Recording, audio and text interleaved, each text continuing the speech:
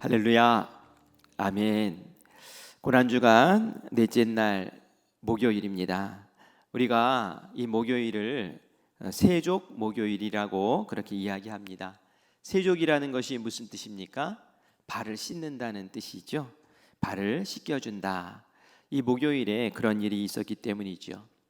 이날 어떤 일이 있었을까요? 예수님이 제자들과 마지막 저녁 식사를 하셨습니다. 우리가 최후의 만찬이라고 하는 그 일이 이 목요일이 있었죠. 그리고 제자들의 발도 씻겨주셨습니다. 식사 전에 씻기셨는지 식사 후에 씻기셨는지 잘 알 수는 없지만 제 상식으로는 아마 식사 전에 씻어주시지 않으셨을까 그런 생각을 해봅니다. 식사 후에 또 여러 가지 대화들도 나누셨습니다. 그 가운데는 가룟 유다가 예수님을 팔 것이라는 말씀도 하셨고, 또 베드로가 예수님을 3번이나 부인할 것이라는 말씀도 이때 하셨죠. 그리고 나서는 겟세마네 동산에 제자들을 데리고 가셨습니다. 그곳에서 기도하신 후에 대제사장이 보낸 사람들에게 체포당하셔서 끌려가시는 일이 바로 오늘 있었던 일입니다. 오늘 새벽에는 이런 일련의 일들을 통해서 예수님이 나의 제자가 되려면 이렇게 살아야 한다라고 교훈하셨던 그 교훈을 중심으로 함께 묵상해 보려고 합니다. 유대인의 최고의 명절은 유월절이지요. 예수님과 제자들은 예루살렘에 있는 어느 집의 다락방에 모여서 유월절 저녁 식사를 하기 위해 둘러앉았습니다. 그날도 아마 더운 날이었을 것이고요. 땀에 젖은 13명의 남자들이 땀 냄새를 풍기며 그 다락방에 둘러앉았겠죠. 그들의 발은 흙먼지로 덮여 있었을 것입니다. 갑자기 예수님이 제자들의 발을 씻기시겠다고 일어나십니다. 허리에 수건을 동이십니다. 그리고 대야에 물을 담으셔서 제자들 앞에 다가서십니다. 그림을 한번 볼까요? 제자들이 이런 예수님의 돌발적인 행동을 보면서 어떤 마음이 들었을까요? 감사합니다 주님, 제발 씻겨주세요 라고 했을까요? 당황했을 거예요.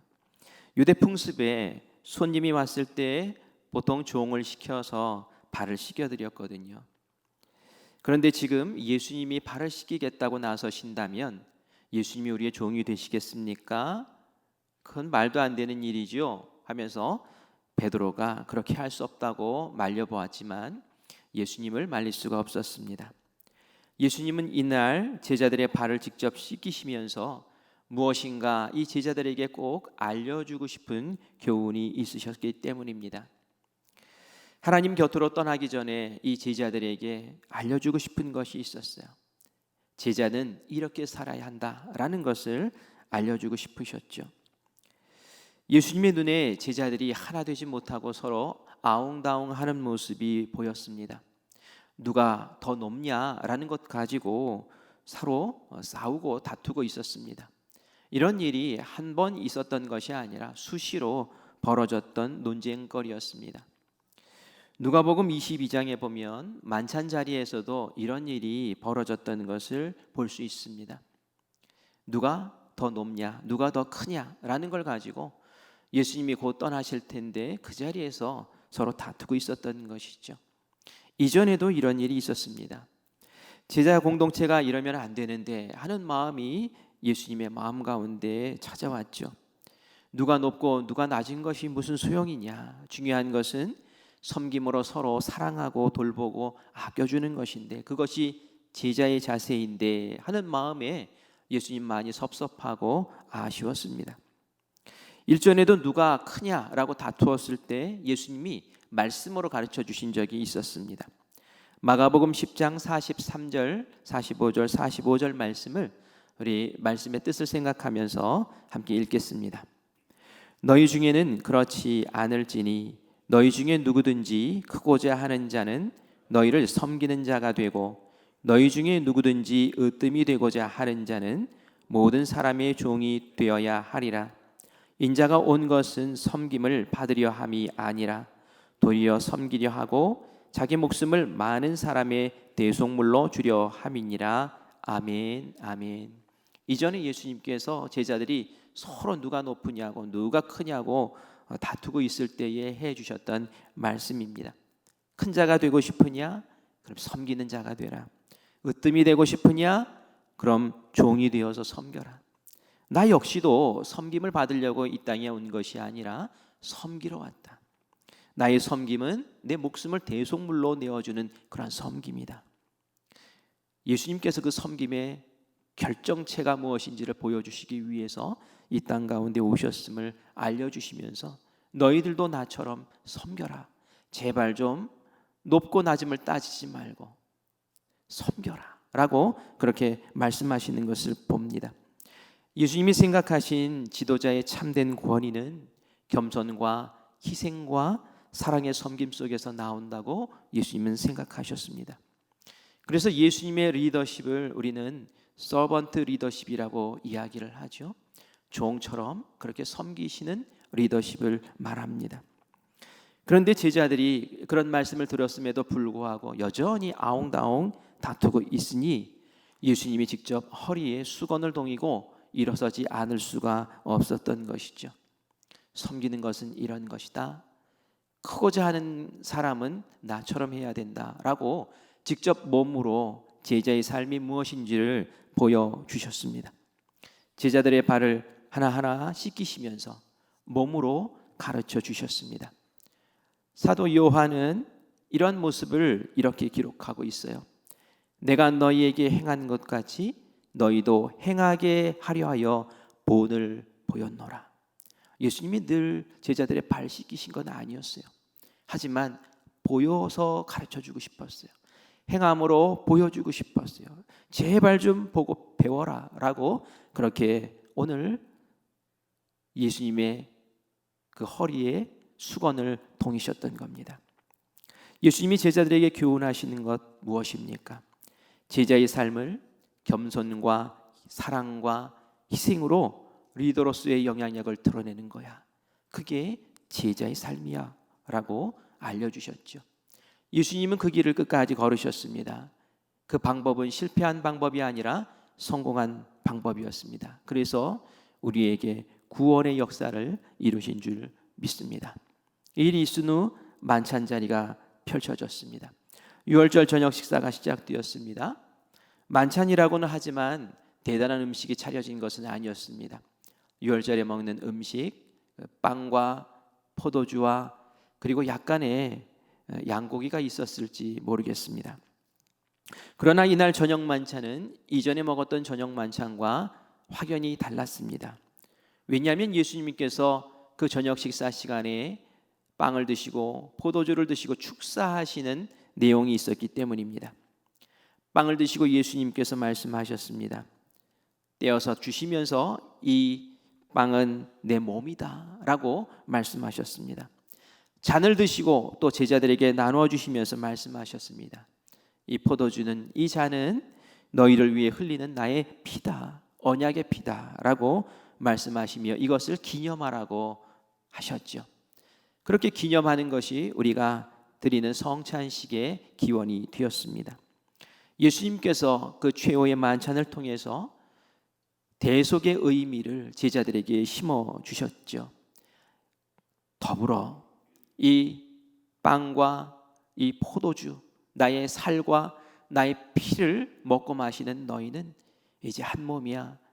나와도 한 몸이지만 너희들끼리도 한 영혼의 공동체야 라는 것을 이 시간 알려주셨습니다. 한 몸 되고 서로 사랑하고 희생하고 헌신하라는 가르침을 이 최후의 만찬 자리에서도 예수님이 몸으로 직접 보여주셨다라는 얘기예요. 예수님은 이날 고별 설교를 하셨습니다. 그 고별 설교 가운데는 서로 사랑해라 라는 그런 말씀이 담겨 있었습니다. 저에게도 만일 마지막 설교를 하라고 하신다면 어떤 설교를 할까라고 어젯밤에 묵상을 해봤어요. 저도 그런 설교할 것 같아요. 우리 서로 사랑합시다. 하나님 사랑합시다. 그리고 우리 서로 사랑합시다. 그거보다 더 귀한 설교가 또 어디 있을까라는 마음을 갖습니다. 우리가 성령 안에서 한 몸 이룬 사랑의 공동체라는 제목으로 주제로 올 한 해를 보내고 있습니다. 그것을 위해서 또 우리가 올해 어떻게 사랑하면서 서로 존중하고 아껴줄 수 있을까라는 여러 가지 프로그램들도 생각하고 그런 모임들을 가지려고 하죠.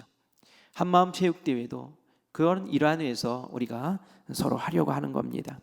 우리 안에서 먼저 천국이 이루어져야 될 줄 믿습니다. 그때의 사역도, 그때의 선교도 하나님의 은혜 가운데서 잘 이루어낼 줄 믿습니다. 이것이 예수님께서 이날 제자들에게 알려주고 싶으셨던 첫 번째 교훈입니다. 세족식과 성찬식을 통해서 예수님의 몸소 어떻게 제자의 삶을 살아야 할 것인지를 안타까운 마음으로 알려주셨습니다. 두 번째 교훈은 무엇일까요?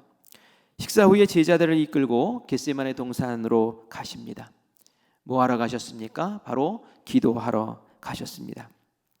겟세마네에 도착하신 예수님은 다른 제자들은 그곳에 남겨두고 특별히 베드로고 야고보, 요한 이 세 제자를 데리고 예수님이 기도하는 자리까지 함께 가십니다. 그리고 부탁하셨습니다. 어떻게 부탁하셨는지 38절 말씀을 함께 보겠습니다. 같이 읽습니다. 이에 말씀하시되 내 마음이 매우 고민하여 죽게 되었으니 너희는 여기 머물러 나와 함께 깨어 있으라 하시고. 아멘. 내가 고난을 앞두고 너무 곤고하다. 내 마음이 너무 고민이 된다. 어느 정도 고민이 되냐면 정말 죽을 지경이다. 예수님의 입에서 죽겠다라는 그러한 표현 이전에 나온 적이 없습니다. 그런데 지금 예수님이 내가 정말 죽을 지경이다. 나와 함께 기도 좀 해달라. 이렇게 당부하셨습니다. 예수님이 데리고 간 이 세 제자 베드로, 야고보, 요한은 좀 특별한 사람들이었던 것 같아요. 이들은 예수님이 종종 특별한 장소에 데리고 가셨기 때문에 그래요. 여러분 그 말씀에 보면은 야이로라는 회당장의 이야기를 아십니까? 이 회당장에게 딸이 있었습니다. 이 회당장이 그 딸이 죽자 예수님 살려주세요 하고 사람들 보내죠. 이 회당장이 딸을 살리실 때에 예수님이 베드로와 야고보, 요한 이 세 사람만 함께 가게 하셨어요. 그리고 그 자리에서 딸을 살리는 기적을 보여주셨습니다. 좀 특별하지 않습니까? 예수님이 변화산에 기도하러 가셨을 때도 베드로와 야고보와 요한만 데리고 가셨습니다.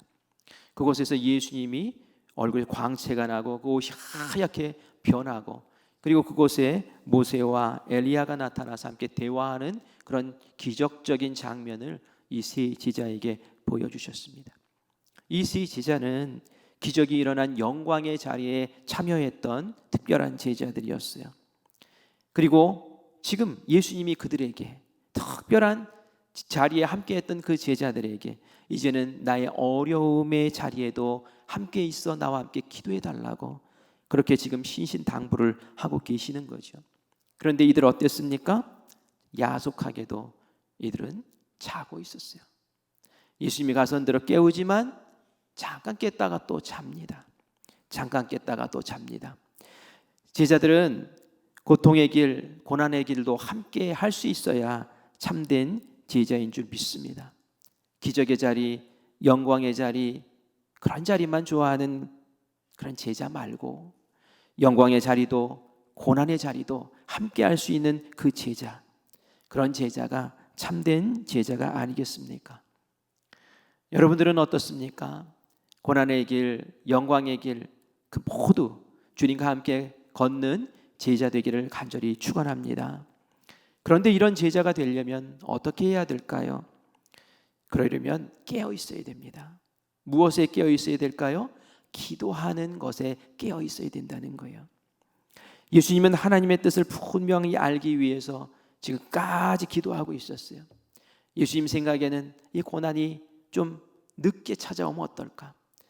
하나님의 일을 조금 더 감당하면 어떨까라는 마음으로 하나님께 매어 달리지만 결국 하나님의 뜻이 무엇인지 알죠. 아, 오늘이구나. 내가 이제는 십자가를 져야 되는구나. 그것을 알았을 때에 예수님은 주님의 뜻대로 이루기를 원합니다 라고 그 고난의 자리에 섭니다. 그러나 제자들은 실패해서 다 도망가죠. 영광의 자리에는 희희낙낙 좋다고 이곳에 초막셋을 짓고 우리 함께 있자고 그렇게 예수님과 딱 달라붙어 있을 것 같았던 제자들이 예수님께서 고난받을 그 시간, 예수님께서 험난한 길을 걸으실 그 시간에는 다 도망가 버리고 말았어요. 왜 그랬습니까? 41절 말씀에 나오죠. 우리 같이 읽겠습니다. 시험에 들지 않게 깨어 기도하라. 마음에는 원이로되 육신이 약하도다 하시고. 왜 제자들이 실패했습니까? 단 한 가지 이유입니다. 기도하지 않아서 시험에 들었기 때문인 줄 믿습니다. 기도하지 않으니까 시험에 흔들릴 수밖에 없는 거예요. 저는 정말 안타까운 것이 뭐냐면 그 삶이 어렵고 팍팍하고 그 삶의 주변에 어려운 일들이 있어서 끙끙 앓으면서도 기도 안 하는 모습을 보면 정말 안타까워요. 기도해야 된다라는 거 모르는 바가 아닌데도 삶이 곤고하면 더 기도해야 되고 어려우면 더 기도해야 되고 시험이 오면 더 기도해야 되는데 기도를 포기하고 내려놓아 버리는 그 모습을 보면 정말 안타까운 거예요. 예수님의 제자들이 어땠습니까? 예수님께서 깨어서 기도하라고 그렇게 말씀하시는데도 그냥 자잖아요. 기도하지 않으니까 실패한 겁니다. 예수님을 믿는 순간부터 영적 전쟁은 시작됩니다. 예전엔 마귀에 속해 있었던 내가 하나님의 자녀가 됐으니 소속이 바뀐 거예요. 마귀들이 얼마나 시샘을 하겠습니까? 나와 함께 지옥 갈 영혼들이 하나님 믿고 천국 가게 생겼으니 이건 아닌 거죠. 마귀가 끊임없이 기독교인들을, 우리 그리스도인들을 미혹하며 넘어지게 하려고 합니다. 고난이 찾아오면 믿음이 흔들립니다. 또 하나님을 의심하게 만듭니다. 누가 높으냐 이렇게 서로 다투게 만들어서 불화하게 만듭니다. 이게 다 시험인 거예요. 이 시험이 오는데 시험을 보면서 기도하지 못하고 헤매고 있다면 그거 얼마나 딱한 일입니까? 예수님이 제자들에게 기도를 가르치신 것을 우리가 주기도문이라고 이야기를 하며 그것을 암송하죠. 어떻게 말씀합니까? 시험에 들게 하지 마옵시고 마귀가 흔드는 것에 우리 휘둘리지 않게 해달라고 그렇게 기도하라고 예수님께서 가르쳐 주셨습니다. 이기는 힘은 바로 기도에서 나오는 줄 믿습니다. 결국 기도하지 못한 제자들 오합지졸이 되어버리고 예수님을 버리고 다 도망가 버렸습니다. 이게 제자입니까? 이런 제자들의 모습을 아시기에 예수님께서 겟세마네 동산에서 피땀 흘리시는 그 기도의 자리에 제자들을 초청하시고 이렇게 기도하는 거야, 이렇게 기도하는 거야 하면서 몸으로 가르쳐 주신 줄 믿습니다. 오늘 우리가 목요일 예수님의 행적을 생각하면서 크게 두 가지의 교훈을 마음 가운데 오늘 이 새벽 품기를 원합니다. 제자는 그런 거구나. 사랑으로, 희생으로 헌신하면서 섬기는 것이 제자이구나. 바로 이런 제자도를 가졌을 때에 주님께서 이 세상을 구원하셨구나. 우리도 이 세상에 그런 모습으로 살기를 간절히 원합니다. 교회에서 우리 사랑하는 모습으로 이 공동체를 세워나가기를 원합니다. 우리의 입에 비판이나 저주가 없기를 원합니다. 사랑과 격려와 돌봄과 함께하는 귀한 모습으로 우리 공동체, 믿음의 공동체로, 사랑의 공동체로 든든히 세워나가기를 간절히 원합니다. 그 모습이 여러분의 가정에도 있기를 원합니다. 그 모습이 여러분의 일터에도 있기를 간절히 원합니다. 그곳이 천국 되게 하실 줄 믿습니다. 그리고 오늘 이 새벽에 우리 성도님들 정말 감사해요. 제가 여러 번 특별 새벽 기도회를 경험해 보면 첫날 왕창 오고 그 다음에 점점 줄어드는데 점점 줄어드는 게 아니라 우리 이 자리가 늘 변함없이 채워지는 것을 보면서 하나님께서 우리 교인들을 이렇게 사랑하시고 기도의 자리로 부르시는구나. 하나님께서 복을 주시겠구나. 하나님께서 시험을 이기게 하시구나 라는 그런 확신이 듭니다. 오늘도 하나님 제가 깨어서 주님 앞에 나왔으니 이 기도가 그치지 않게 하여 주시고 기도하다가 시험 이기며 승리의 복을 거머쥐는 우리 모두가 되게 하여 주시옵소서. 주님 앞에 기도하며 승리하는 우리 성도님들 되시기를 간절히 축원합니다. 아멘.